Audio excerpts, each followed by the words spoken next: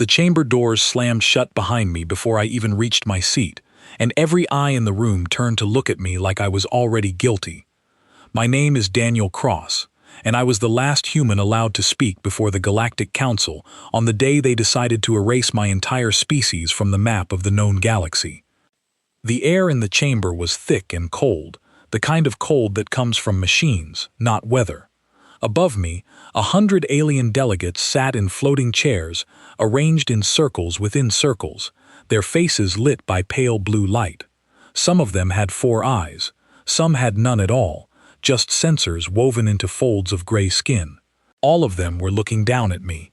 Counselor Threll, the presiding voice of the session, did not waste time with formality. "Human Representative Cross," she said, her voice translated through a small device clipped to my collar. "The Council has reached its decision regarding the incident at the Corvin border." I already knew what was coming.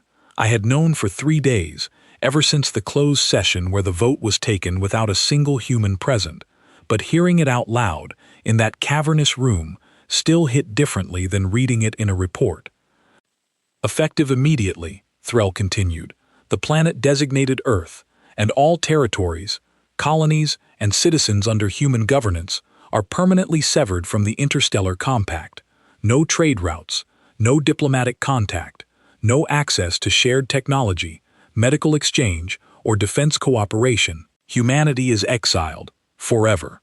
The word forever hung in the air like smoke. Somewhere behind me, in the human observation gallery, I heard chairs creak as my people shifted in their seats. I turned slightly, just enough to see them.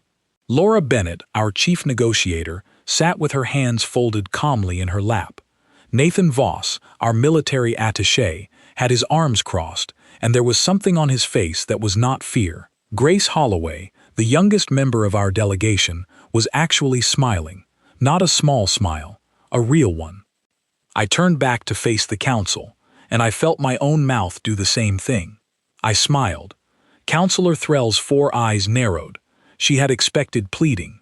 She had expected anger, maybe tears, maybe one of us standing up to shout about injustice and unfairness. That was how it usually went when the council exiled a species. There had been 6 exiles in recorded history before ours, and every single one had ended the same way, with the condemned species begging for mercy, offering resources, offering anything, just to stay connected to the galaxy's flow of trade and protection. We did not beg. "Human Representative Cross," Threll said slowly, clearly unsettled by my expression.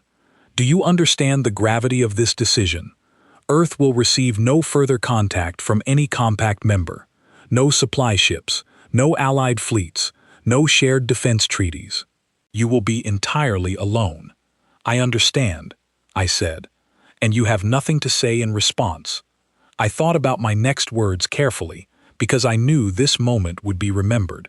Every alien news network in the galaxy was broadcasting this session live. Billions of beings across 1,000 worlds were watching a young species get cast out of civilization for the crime of defending its own border. "I have one thing to say," I told her. The chamber went silent. "Thank you," I said. A murmur rippled through the circles of delegates. Somewhere above me, a Threxian ambassador let out a hissing sound that I later learned was the equivalent of a gasp. Counselor Threll leaned forward in her floating chair. "You misunderstand the severity of this ruling," she said. "This is not a temporary measure. This is not a fine or a restriction or a warning. This is total isolation. Your species will lose access to the medical treatments that cure diseases you cannot cure alone.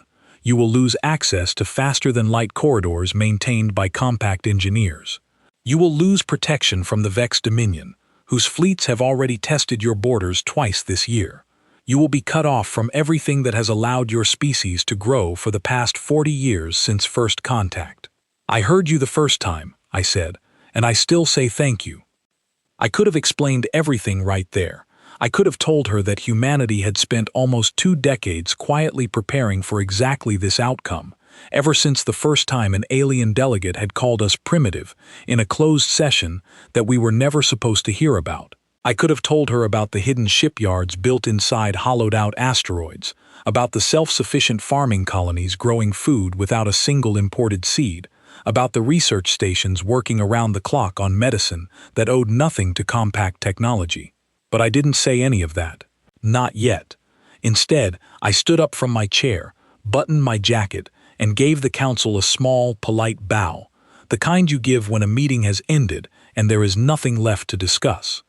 If there is nothing further, I said, my delegation would like to return home. We have a lot of work to do. Counselor Threll stared at me for a long moment. I watched her try to read my face, searching for the fear she was certain must be hiding somewhere behind my calm expression. She found nothing, because there was nothing to find. What she was seeing was not bravery, and it was not defiance. It was relief. The session is closed, she finally said, her voice tight. Human representatives will be escorted from compact space within 72 hours. This is the final ruling of the Galactic Council. The chamber lights dimmed, signaling the end of the broadcast. Around me, alien delegates began murmuring to each other, some in confusion, some in what sounded like concern. A few of them were staring at our delegation with an expression I recognized from years of working among the stars. It was the look of someone who has just realized they made a mistake, but does not yet understand how big that mistake really is. I walked back to my seat, gathered my things, and joined Laura, Nathan, and Grace as we made our way toward the exit. None of us spoke until we were outside the chamber, standing in the long marble corridor that led toward the docking bay where our shuttle waited. That went about as well as we expected, Nathan said quietly, once the chamber doors had sealed behind us. Better, Grace said. Did you see Threll's face? She looked like she swallowed a bug. Focus, Laura said, though there was a small smile tugging at the corner of her mouth, too. We have 72 hours to get every human citizen out of compact space. That includes traders, students, workers, and anyone else who might still be scattered across a dozen different systems. This is not the time to celebrate. She was right, of course. Laura was always right about things like that. But even she could not fully hide the lightness in her voice, the sense that something we had been waiting for, planning for, hoping for in a strange and complicated way had finally arrived. As we walked, I thought back to the very beginning of it all, back to the day humanity first met the wider galaxy. It had happened 40 years ago, when a compact scout ship entered our solar system and made contact with an orbital station near Mars. At first, it seemed like the greatest moment in human history. Here were beings from other worlds, offering friendship, trade, and access to technology far beyond anything we had built ourselves. Faster than light travel, medicine that could cure cancers we had been fighting for a century. Access to a galaxy full of resources and knowledge. We accepted, of course, who wouldn't have? But it did not take long for the truth beneath the friendship to show itself. The compact welcomed us, yes, but always as the newest, youngest, least developed member of their community. We were given technology, but never the knowledge of how it worked. We were given trade routes, but always ones that benefited older species more than us. We were given a seat at the table, but it was always the smallest seat, tucked in the corner, easy to overlook. And whenever tensions rose along our borders, whenever the Vex Dominion or some other aggressive faction tested our defenses, the compact's promises of protection always arrived a little too slowly, a little too late, just enough to remind us that we were expendable in ways older species were not.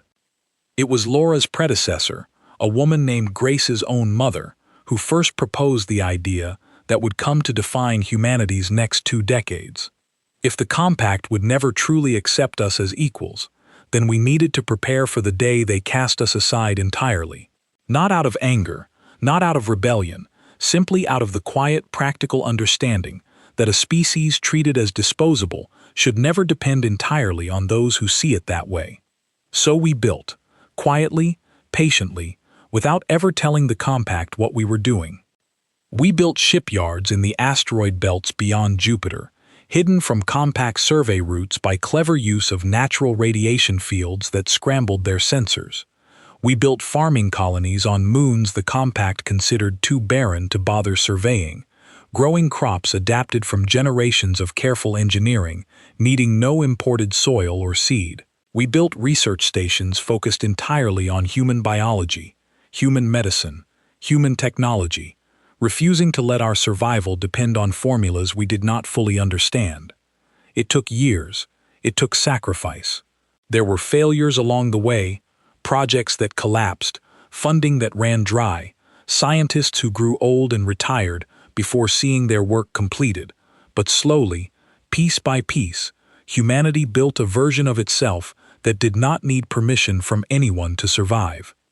We reached the docking bay, and our shuttle pilot, a quiet man named Peter Lang, was waiting for us at the entrance ramp.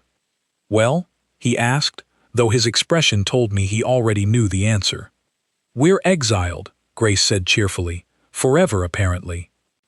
Peter's face broke into a grin. "Good," he said. "I was getting tired of filling out compact trade forms in triplicate." We boarded the shuttle, and as the doors sealed behind us, I allowed myself, for the first time that day, to feel something other than careful control. I felt something close to excitement. Because the truth was this: the council believed they were punishing us.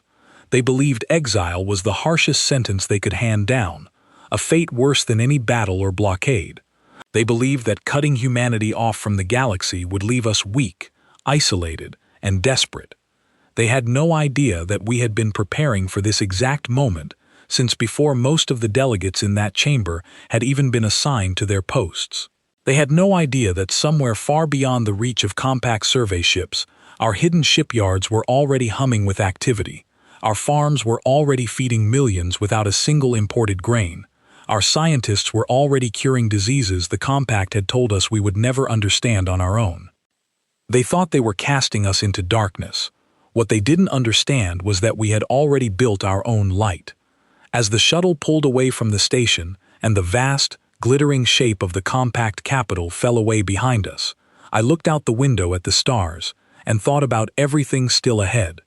The recall of our people scattered across a dozen alien worlds.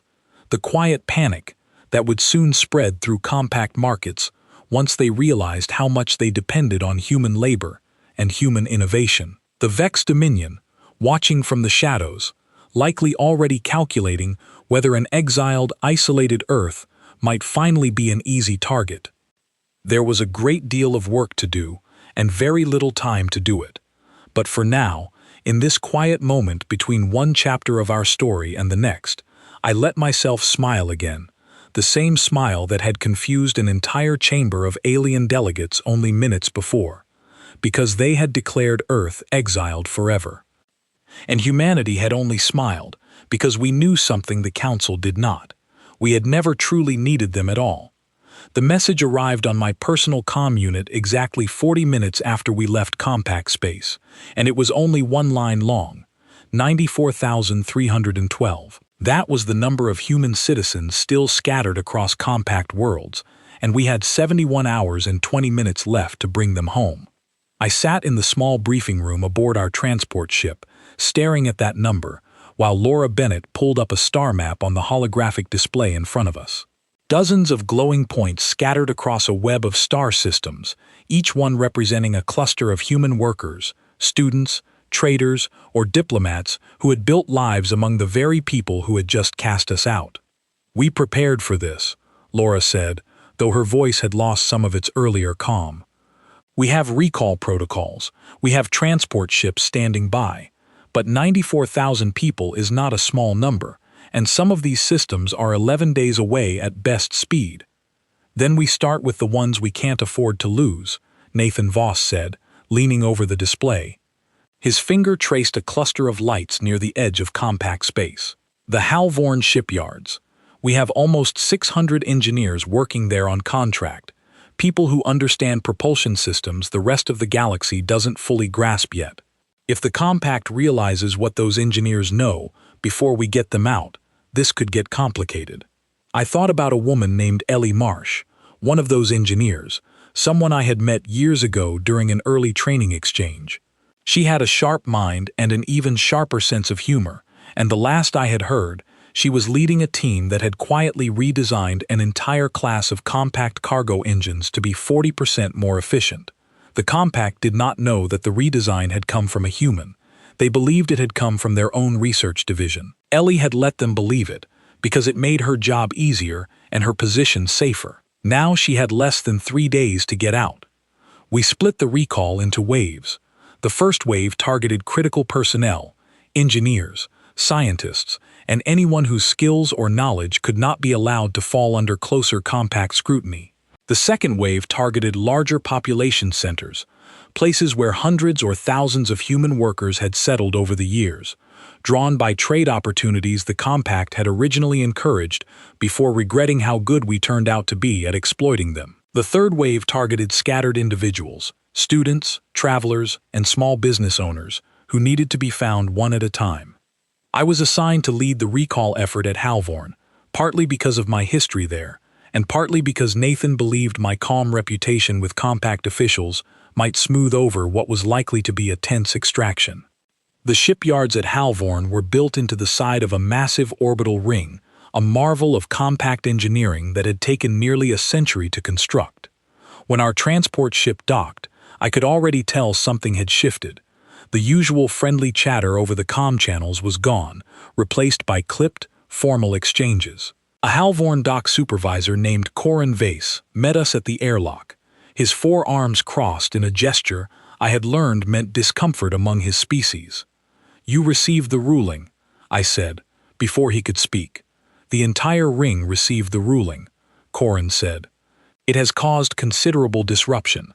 Several projects are behind schedule because your engineers are gathering their belongings instead of working. They have every right to leave," I said. "The council made that quite clear. No further contact. That includes employment." Corin's 4 eyes shifted uncomfortably. "The efficiency improvements your engineer implemented on our cargo fleet last cycle saved us considerable resources. If she leaves before the transition documentation is complete, we may lose access to future improvements." There it was. The first crack, appearing less than a day after the ruling. I kept my expression neutral, though inside I felt something settle into place, a confirmation of everything we had expected. "I understand your concern," I said, "but I'm afraid that's no longer something we can help with." We found Ellie Marsh in one of the engineering bays, already halfway through packing a case of personal tools that clearly meant more to her than any compact salary ever had. She looked up when I entered, and a grin spread across her face. "Cross," she said, "please tell me it's true. Please tell me we actually got exiled." "We got exiled," I confirmed. "Finally," she said, snapping her case shut. "Do you know how long I've been waiting for an excuse to stop pretending their supervisors came up with my engine redesigns? 4 years, Cross. 4 years of watching some committee take credit for my work in their quarterly reports." Around her, a dozen other human engineers were doing the same, gathering belongings, shutting down personal terminals, saying quick goodbyes to alien colleagues who watched with expressions ranging from confusion to genuine sadness. Not everyone in the compact had treated us poorly. Some of these working relationships had been built on real respect, real friendship even, and I could see in a few faces that this parting carried more weight than simple business disruption. We loaded the last of the Halvorn personnel onto our transport with 6 hours to spare before the deadline for that sector, and as the shipyard fell away behind us, I received an update from Grace Holloway, who was overseeing recall operations in a completely different part of compact space. Her message included a short video clip, and when I played it, I found myself watching chaos unfold in what looked like a massive trading hub.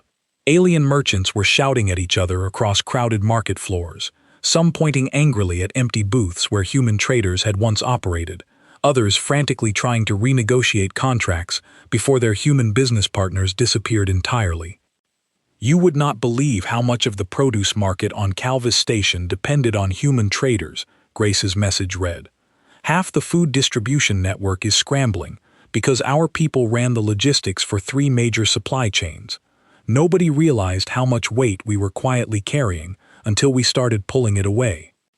I felt a small, satisfied smile cross my face as I read that message, but I forced myself to focus.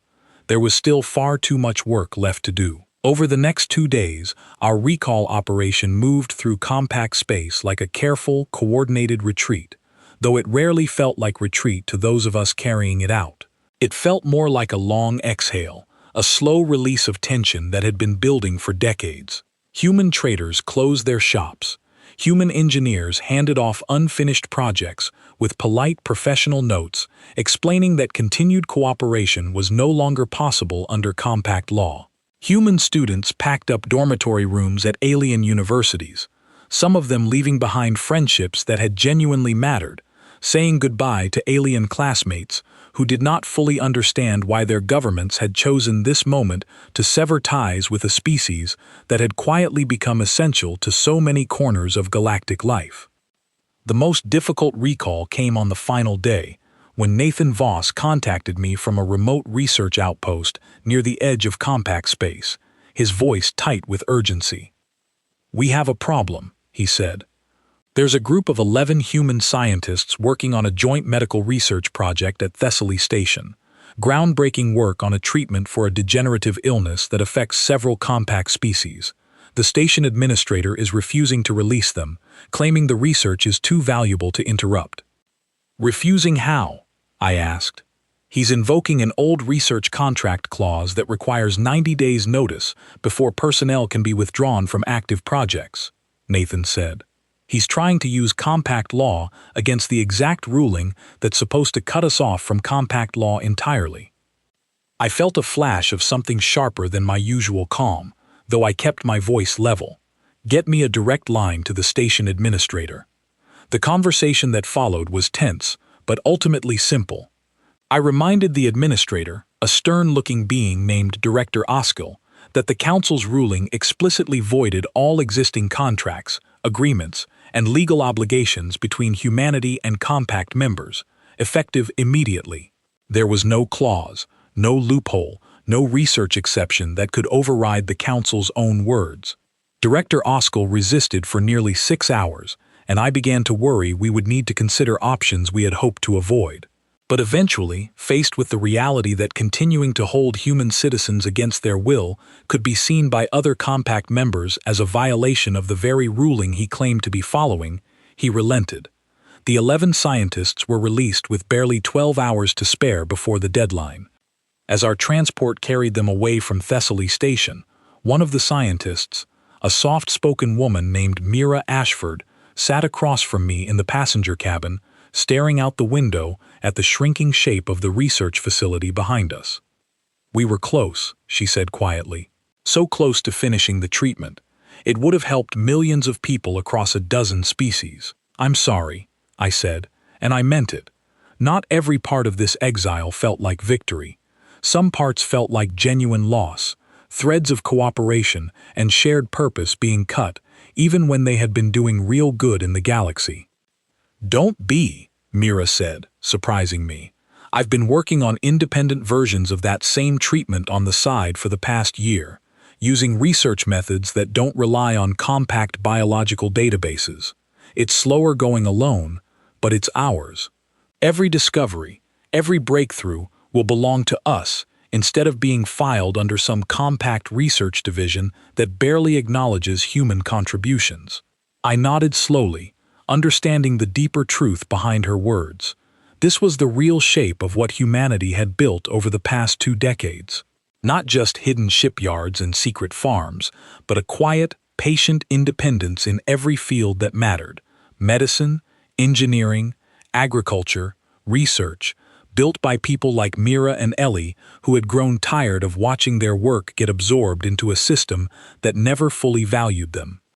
By the time the 72-hour deadline arrived, our recall operation had successfully retrieved 93,871 human citizens from across compact space. The remaining few hundred were mostly long-term residents who had chosen, for their own reasons, to remain behind and accept the consequences of the exile as private citizens rather than official representatives of Earth. It was their choice to make, and we respected it, even knowing the road ahead for them would likely be difficult.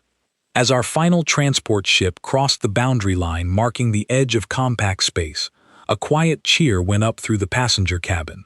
I looked around at the faces surrounding me, engineers, scientists, traders, students, all of them carrying pieces of a life they had built among the stars, all of them now heading home to a planet that had spent 20 years quietly preparing for exactly this moment.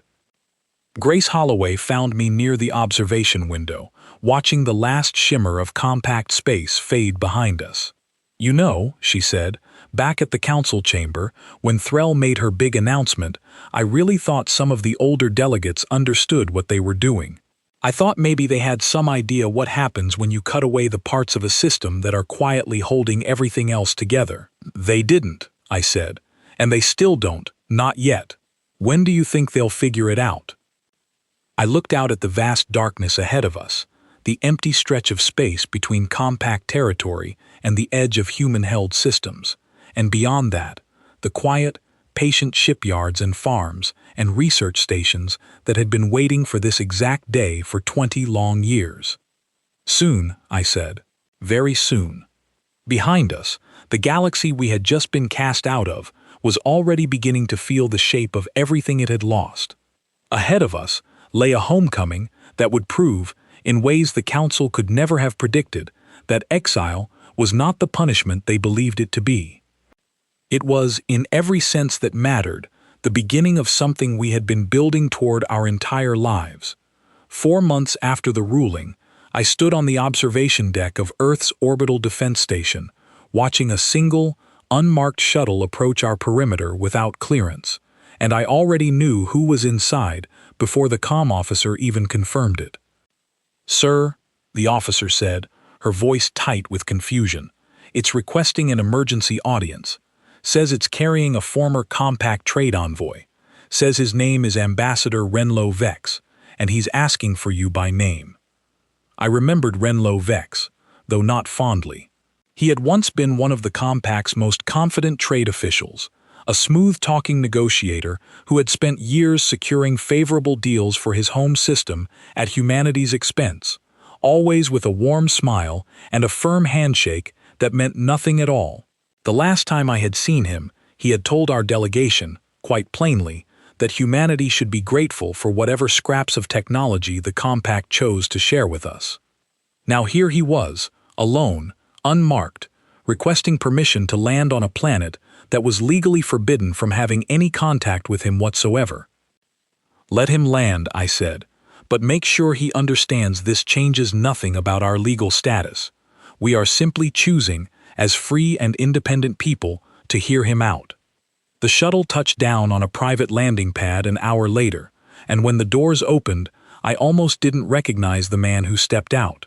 Renlo Vex had always carried himself with a certain polished confidence, expensive robes, perfect posture, the practiced ease of someone who had never once doubted his own importance. The being standing before me now looked worn thin, his robes wrinkled, his posture stooped, dark circles visible beneath each of his 4 eyes. "Cross," he said, and his voice cracked slightly on the single syllable. "Thank you for seeing me." "You have 5 minutes," I said. "Officially, this meeting isn't happening." He nodded quickly, understanding the delicate position we were both in. "Our shipping consortium is collapsing," he said, the words tumbling out fast, like he had rehearsed them 100 times but still couldn't quite believe he was saying them. 12 major trade routes have gone dark since the exile began. Human logistics coordinators managed nearly 40% of compact interstellar shipping schedules, and none of our own species ever bothered to learn the systems your people built, because it was simply easier to let humans handle it. 3 of our major shipyards have halted production because the propulsion refinements your engineers implemented require specialized calibration knowledge that apparently only human technicians possessed, he continued. Nobody wrote it down properly. Nobody thought they needed to, because human staff were always there to handle it. He paused, wringing his hands together in a gesture that looked almost painfully human, though I knew it was simply something his species did when distressed. "Medical shipments are being delayed across a dozen systems," he said. The treatment protocols your scientists developed for the Threxian wasting sickness, we don't have the full formula, only partial records. Compact researchers assumed continued human cooperation and never fully documented the synthesis process independently. That does sound difficult, I said, keeping my voice carefully neutral. Cross, please, Renlo said, and there was real desperation in his voice now, stripped of every ounce of the smooth confidence I remembered. I'm not here as an official envoy. I couldn't get council approval for that even if I wanted it. I'm here because my daughter works in that medical research division, and she's told me the Threxian treatment shortage has already led to preventable losses in 3 separate colonies. I'm asking you, as one being to another, is there any way, any exception at all, that humanity might reconsider even limited cooperation? I thought about all the things I could have said in that moment. I thought about every closed session where compact delegates had dismissed human concerns. I thought about every trade deal that had quietly favored older species while calling it fair. I thought about Ellie Marsh, forced to let her supervisors claim credit for her engineering work, and Mira Ashford, watching years of medical research get filed away without proper acknowledgement. But I also thought about the fact that somewhere out there, actual people, actual families, were suffering because of decisions made far above their heads, decisions they had no part in and no power to change. The council's ruling was absolute, I said carefully.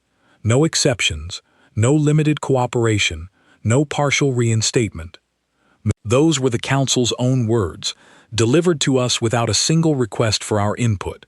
If the council wishes to reconsider its position, that request needs to come through them, not through quiet, unofficial visits from individual envoys. Renlo's shoulders sank. The council will never admit fault, he said quietly. Admitting fault would mean admitting that humanity mattered more than they ever gave you credit for.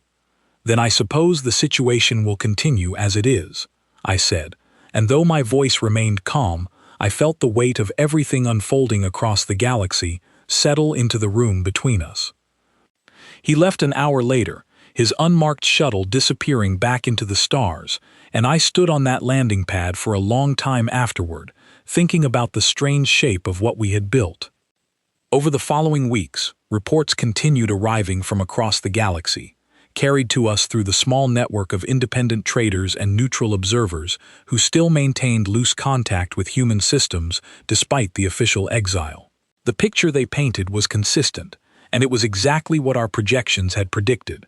Mercenary companies, many of them staffed heavily with human contractors who had left military service to pursue better pay among the stars, were dissolving contracts across a dozen conflict zones. Compact colonies that had relied on cheap, skilled human labor for construction, agriculture, and technical maintenance were struggling to fill the gap, discovering too late that decades of convenient dependence had left them without the trained workforce needed to manage their own infrastructure. Trade hubs that had once buzzed with human merchants now sat half-empty, their logistics software running on outdated protocols because the human specialists who understood the newer systems were gone. Grace Holloway, now overseeing intelligence gathering from Earth's Central Command, brought me a report one afternoon that captured the shifting mood perfectly. It was a recording of a public address given by a compact economic minister to a nervous gathering of trade representatives, his voice strained as he tried to reassure them that the disruption was temporary, that compact engineers and scientists would soon develop independent solutions to replace the gap left by human departure. They keep saying independent solutions, Grace said, shaking her head slightly. They've been calling us primitive for 40 years, and now they're scrambling to reinvent things we've been quietly perfecting since before most of them even knew we existed. Let them scramble, Nathan Voss said from across the room, though his tone carried more caution than satisfaction. But keep watching the Vex Dominion border. If the wider compact economy is destabilizing, that's exactly the kind of opportunity an aggressive power like the Vex would look to exploit. His words settled uncomfortably in my mind, because I had been thinking the same thing for weeks. The Vex Dominion had tested our borders twice in the past year, probing actions that many analysts believed were simply the opening moves of a much larger strategy. If the Vex believed the Compact's attention was now consumed by economic chaos, and if they believed Earth was truly isolated, cut off from any Compact support and left entirely alone, they might see this as the perfect moment to finally act. I raised the concern during our next full council session, gathering with Laura Bennett, Nathan Voss, Grace Holloway, and a dozen other senior officials in the reinforced strategy chamber beneath our central command building. "Our shipyards are ready," Nathan reported, pulling up a display showing the current state of our hidden fleet, vessels built quietly over the past 2 decades in locations the Compact had never bothered to survey. "We have 42 combat-ready vessels, with another 18 completing final systems checks. It's not a fleet that could challenge the full Compact military, but against the Vex Dominion alone, we believe we hold a significant tactical advantage they don't yet understand." "They believe we're weak," Laura said, "isolated, cut off, defenseless. That belief is the single greatest advantage we currently hold."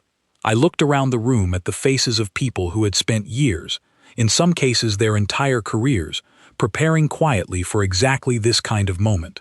There was no fear in the room, only a steady, focused readiness that I found strangely comforting given the uncertainty of what lay ahead. "Then we let them keep believing it," I said, "for exactly as long as it takes for them to make the mistake we're expecting." 3 weeks later, that mistake arrived. Long-range sensors along our outer colonies detected the unmistakable signature of a large Vex fleet crossing into human-held space, moving with the confident, unhurried pace of a force that believed it faced no meaningful resistance. The Vex Dominion, it seemed, had finally decided that an exiled, isolated Earth was exactly the kind of target worth pursuing. They had no idea what was waiting for them. The alarm woke me at 3 in the morning, and by the time I reached the command deck of the Solace, our fleet's lead vessel, the entire bridge crew was already at their stations, faces lit by the soft glow of tactical displays. "Talk to me," I said, taking my place beside Commander Owen Blake, the officer who had spent the last 15 years quietly building and training the fleet that now surrounded us in the darkness beyond our outer colonies. "Vex fleet confirmed," Owen said, his voice steady despite the gravity of the moment. 63 vessels, moving in standard invasion formation. Their lead elements will reach our outer colony at Aldrin Reach in approximately 6 hours. Aldrin Reach was a modest farming colony, home to just under 12,000 people, most of them growing crops that fed our larger population centers deeper in human space. It had no significant military value, which was exactly why the Vex had likely chosen it first, a soft target meant to demonstrate their strength and test our response before pushing further into our territory.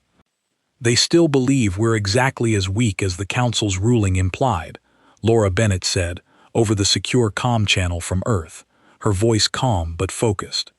"No defensive fleet has ever shown up in any of their reconnaissance sweeps of human space. As far as Vex intelligence knows, Earth has no meaningful military presence beyond a handful of outdated defense platforms." "Then let's make sure the first thing they learn about our real defenses is also the last thing they expect," Owen said. The plan had been designed years earlier, refined through countless simulations and quiet debates among strategists who had spent decades imagining exactly this scenario. We would not intercept the Vex fleet before it reached Aldrin Reach. Instead, we would allow their lead elements to begin their assault, drawing their attention and confidence forward, before our full fleet emerged from the concealed staging point we had built deep within a nearby asteroid field the Vex had never bothered to survey. It was a difficult decision, knowing that civilians at Aldrin Reach would experience real fear and real danger in those opening hours before our fleet arrived. Owen had argued fiercely, in earlier planning sessions, that we should intercept earlier and spare the colony any exposure at all. But intelligence estimates were clear. If we revealed our full strength too soon, the Vex Dominion would retreat, regroup, and return later with a much larger force, better prepared for what we actually possessed. Allowing them to commit fully to this first assault gave us the chance to end the threat decisively, in a single, overwhelming engagement, rather than face years of escalating conflict. Evacuation teams had already moved quietly into Aldrin Reach over the preceding weeks, ever since our sensors first detected unusual Vex fleet movements near the border. By the time the invasion force arrived, the vast majority of colonists had already been relocated to secure shelters built deep beneath the colony's agricultural domes, a precaution the Vex had no way of detecting from orbit. I watched the tactical display as the first wave of Vex landing craft descended toward Aldrin Reach, and I felt Owen's hand tighten slightly on the edge of the command console beside me. Colony defense grid is holding, a young tactical officer named Priya Sandhu reported, her eyes fixed on her screen. Automated systems are slowing their advance, but they're pushing through faster than projected. They'll reach the central dome within the hour. Hold position, Owen said, his voice tight with the discipline of a commander, forcing himself to wait exactly as long as the plan required. No longer, no shorter. We move the moment their second wave commits. The next 40 minutes passed with an unbearable slowness, each report from Aldrin Reach carrying the quiet tension of a plan, balanced precisely on the edge of catastrophe. But eventually, the signal came. Second wave confirmed, Priya said. Full Vex fleet has committed to the assault. They're pulling reserve elements down from orbit. That's our window, Owen said. All ships, move to attack position. Fleet-wide comm. This is Commander Blake. Today, we remind the galaxy why isolation was never a weakness. The Solace surged forward, along with the rest of our concealed fleet, emerging from the asteroid field in a coordinated formation that had been rehearsed 100 times in simulation but never once executed in real combat. I watched the tactical display fill with the shapes of Vex vessels, their formations built around the confident assumption that no significant resistance awaited them. That assumption did not survive contact with reality. Our ships, built using technology developed entirely outside compact oversight, carried propulsion systems capable of maneuvers the Vex sensors were not calibrated to predict.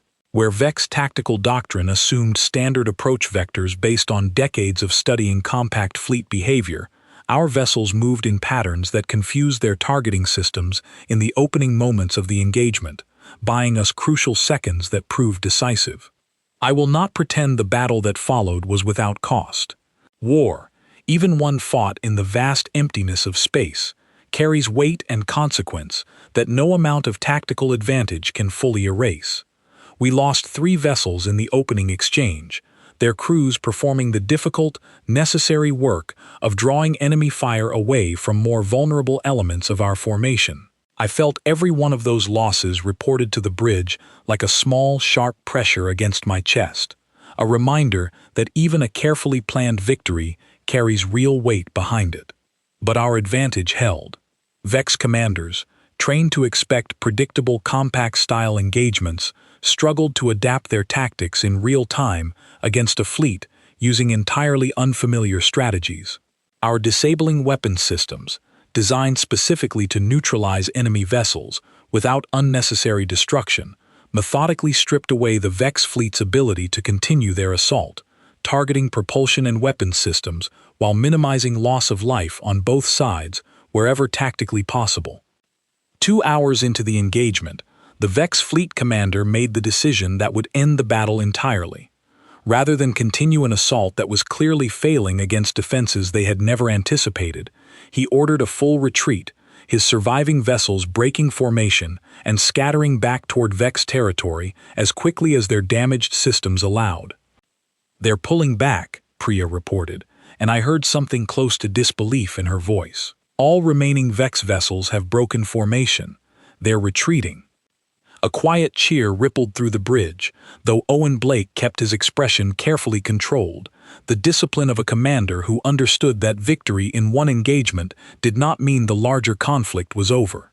"Confirm colony status at Aldrin Reach," he said. "Colony reports minimal structural damage," Priya said a moment later, relief clear in her voice. "Casualties limited to defense personnel who remained on the surface during the assault. Civilian shelters held throughout the engagement. All sheltered colonists confirmed safe."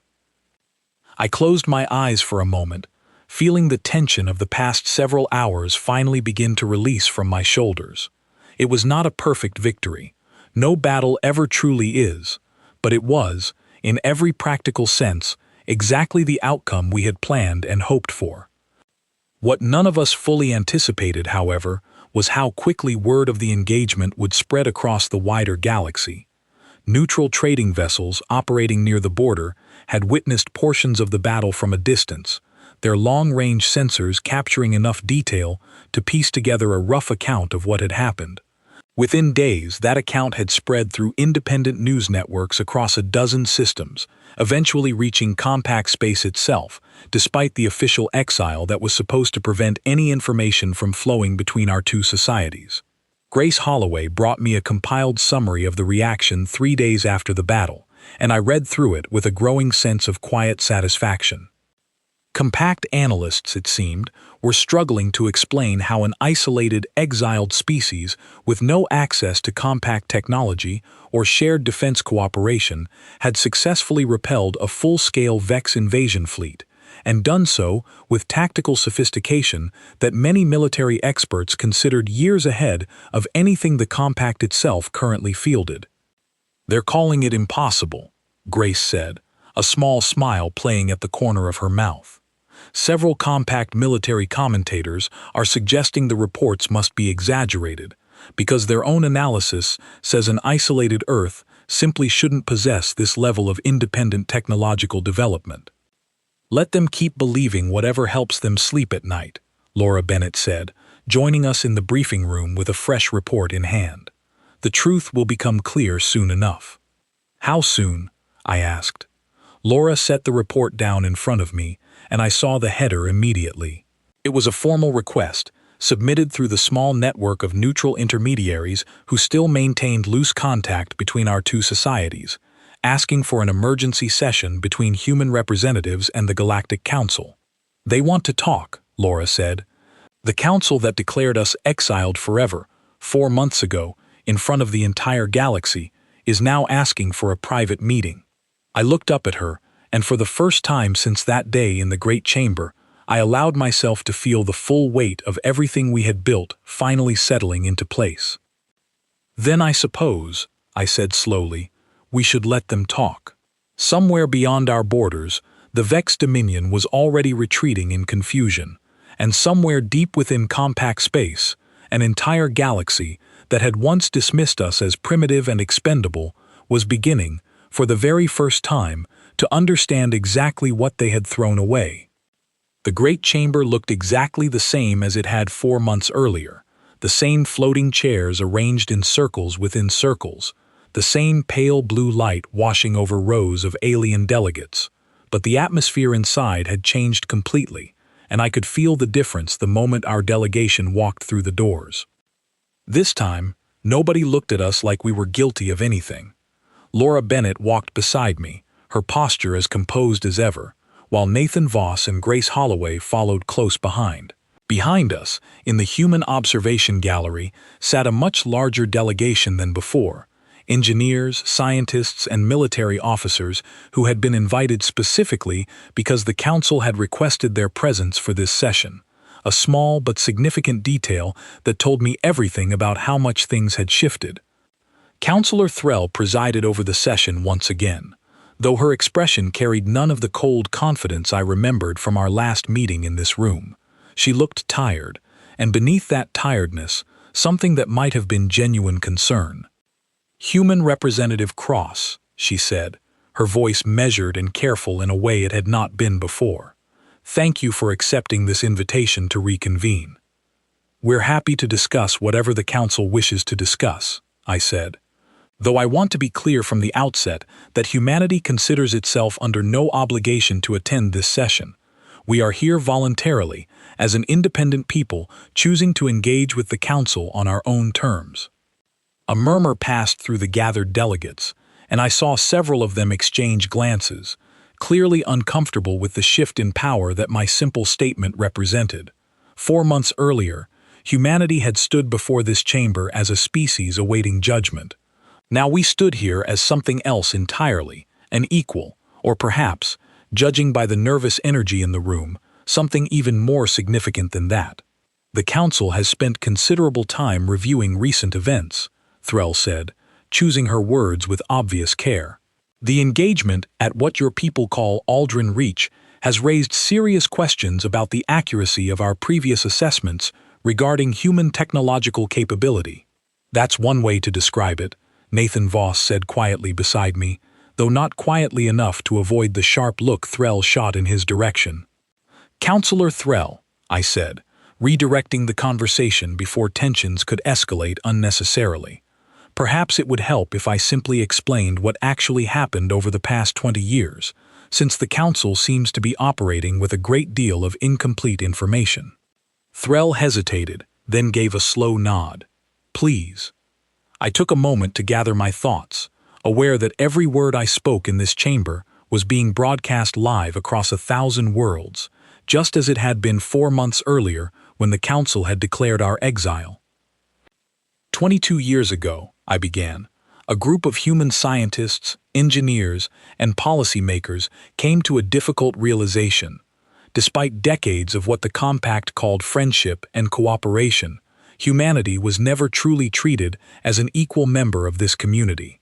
We were given technology, but rarely the understanding behind it. We were given trade access, but always on terms that favored older, more established species. We were promised protection, and yet every time our borders were tested, that protection arrived slowly, if it arrived at all. I let the words settle in the chamber before continuing. So we made a decision. If the Compact would never fully accept us, we would prepare to survive entirely without needing that acceptance. We built independent shipyards, hidden from Compact survey routes. We developed agricultural systems that required no imported resources. We conducted medical research using methods that did not depend on Compact biological databases. And yes, we built a defense fleet, quietly and patiently, designed specifically to counter threats the Compact itself had proven unwilling or unable to adequately address. You concealed all of this from the Council, Threll said, though there was less accusation in her voice than I expected, more simple, weary acknowledgement. We did, I said, because we understood, long before this exile was ever declared, that a species treated as disposable should never depend entirely on those who view it that way. We hoped we would never need to use what we built. We hoped the relationship between our peoples might genuinely improve over time. But we prepared for the alternative, because the alternative, as it turns out, was exactly what happened. The chamber fell into a heavy silence, broken finally by a different delegate, an older Threxian representative I did not recognize, who spoke up with a voice that carried genuine curiosity rather than hostility. If your species anticipated this exile, she asked, why did you not simply reveal your capabilities earlier? Why allow the Council to believe humanity was weak and dependent, when the truth might have prevented this entire situation? It was a fair question, and I considered my answer carefully before speaking, because revealing our strength earlier would not have changed how we were treated, I said. It would only have changed how carefully the Compact concealed that treatment. Species that are useful get exploited quietly. Species that are seen as threatening get exploited through fear and control instead. We did not want either outcome. We wanted genuine partnership, built on mutual respect rather than convenient dependence. When it became clear that partnership was never truly on offer, we chose independence instead, on our own terms, at a time and in a manner of our own choosing. Counselor Threll was quiet for a long moment, her 4 eyes studying me with an expression I could not quite read. Finally she spoke again, and this time her voice carried a note of something that sounded almost like humility. The Council finds itself in a difficult position, she said. Our economic systems have been significantly destabilized by the loss of human contribution across multiple sectors. Our medical research has suffered setbacks that continue to affect vulnerable populations across several member species, and the recent engagement at your border colony has demonstrated a level of independent capability that fundamentally changes our understanding of what your species represents within this galaxy. I understand, I said simply. The Council would like to propose, Threll continued, and I could hear the careful diplomacy in every word. a full reconsideration of the exile ruling, a new agreement, built on terms that more accurately reflect humanity's actual standing and capability, rather than the assumptions that shaped our previous relationship.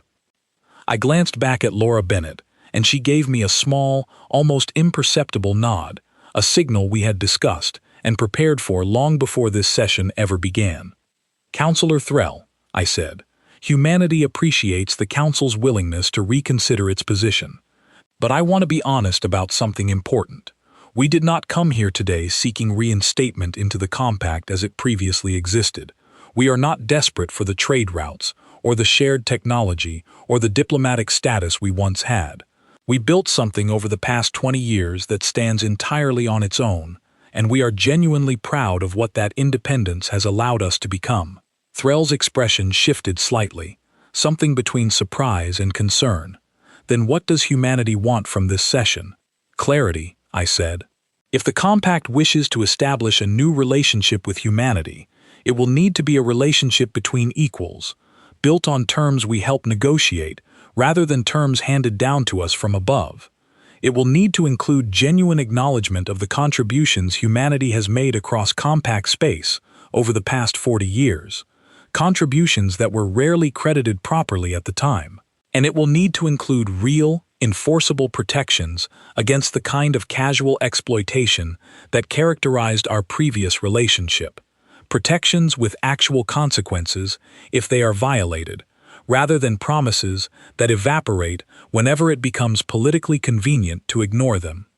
The chamber remained silent for a long moment, the weight of my words settling over delegates who were clearly unaccustomed to receiving such direct terms from a species they had spent decades treating as the newest and least significant member of their community. Finally, Counselor Threll spoke again, her voice carrying a note of genuine resolve that I had not heard from her before. "The Council will need time to fully consider these terms," she said, "but I want to say, on behalf of this body, that we recognize the manner in which humanity has conducted itself throughout this entire situation. There was no vengeance in your actions, even when vengeance might have been understandable. There was no desperate pleading, even when circumstances might have justified it. There was only quiet, patient preparation, followed by a demonstration of exactly what that preparation had achieved." I felt something ease in my chest at her words, a recognition that had taken 20 years and one very public exile to finally arrive. "We never wanted conflict with the compact," I said. "We wanted respect. If this new relationship can be built on that foundation, humanity is prepared to negotiate in good faith." The session continued for several more hours, working through preliminary terms that would eventually form the foundation of a new agreement between humanity and the compact, one built on genuine partnership rather than convenient dependence. It was not a perfect negotiation. There were disagreements, moments of tension, delegates who still struggled to fully accept humanity's new standing within the galaxy. But it was, in every meaningful sense, a beginning built on far sturdier ground than anything that had come before it. As the session finally drew to a close, Counselor Threll addressed the chamber one final time, her voice carrying across the broadcast that once again reached 1,000 worlds throughout the galaxy. "Let the record reflect," she said, "that the Council's previous ruling regarding the exile of Earth is hereby suspended, pending the finalization of a new agreement between our peoples, one built on the equal standing that humanity has clearly earned through its own independent achievement." I stood, buttoned my jacket, and offered the same small, polite bow I had given 4 months earlier, though this time it carried an entirely different meaning. "On behalf of humanity," I said, "we look forward to building something better than what came before." As our delegation walked out of the great chamber for the second time, I felt none of the quiet, contained satisfaction that had carried me through our first departure. Instead, I felt something larger, a sense of genuine hope for what might actually be possible between our two peoples going forward. Outside the chamber, in the wide plaza beyond the council building, a small crowd of alien onlookers had gathered, drawn by the broadcast that had just aired across their public displays. As we passed through them, I noticed something I had not expected, expressions that carried curiosity rather than fear, respect rather than dismissal, and in a few cases, something that looked remarkably like genuine admiration. Grace Holloway walked beside me, glancing back at the chamber behind us. "Do you think it will actually work?" she asked. "A real partnership built on equal terms?" "I think," I said slowly, "that it depends entirely on whether the compact has genuinely learned something from all of this, or whether they've simply learned to be more careful about how they treat us. And if it's the second one..." I looked out at the stars visible through the plaza's high transparent ceiling, thinking about the shipyard still humming quietly in our asteroid belts, the farms still growing crops that owed nothing to anyone else's technology, the research stations still developing medicine built entirely on our own understanding. "Then we'll be exactly as prepared for that outcome as we always have been," I said. We boarded our shuttle for the journey home, and as Earth grew larger in the viewport ahead of us, I thought back to that moment 4 months earlier, standing in the great chamber, hearing the word forever declared, with such absolute confidence by a council that believed it held every advantage in that conversation. They had thought exile was the harshest punishment they could hand down to a species they viewed as young, dependent, and disposable. What they had actually done was set us free to prove exactly what we had built without them, and in doing so, they had taught the entire galaxy a lesson that would be remembered for generations to come. Humanity had never needed permission to become who we were always capable of being. We had simply been waiting, quietly and patiently, for the moment the galaxy finally gave us the chance to show it. And when that moment came, dressed in the harsh language of exile and abandonment, we had done the only thing that made sense. We smiled, because we already knew exactly how the story would end.